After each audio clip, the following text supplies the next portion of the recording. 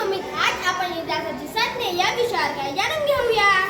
हो, पण इतिहासाची साधने म्हणजे काय? इतिहासाची साधने म्हणजे भूतकाळातील घडलेल्या घटनांचे ज्ञान करून देणाऱ्या पुराव्यांना इतिहासाची साधने असे म्हणतात. इतिहासाच्या साधनांचे प्रकार किती व कोणकोणते?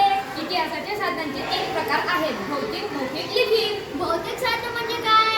भौतिक साधने म्हणजे ज्या साधनांद्वारे आपल्याला वस्तू व वस्तू या स्वरूपात माहिती मिळते त्या साधनांना भौतिक साधने असे म्हणतात. उदाहरणार्थ नाणी, किल्ले, राजवाडे इत्यादी. मौखिक साधने म्हणजे काय?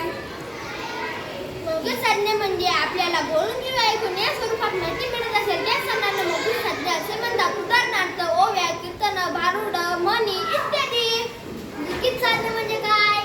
ज्या साधनांद्वारे आपल्याला लिखित स्वरूपात माहिती मिळते त्या साधनांना लिखित साधने असे म्हणतात. उदाहरण दिनदर्शिका, बखर इत्यादी.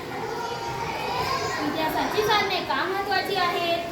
कारण त्यांच्यामुळे आपल्याला इतिहासाची भूतकाळातील घडलेल्या घटनांची अचूक माहिती मिळते व इतिहास समजण्यास मदत होते.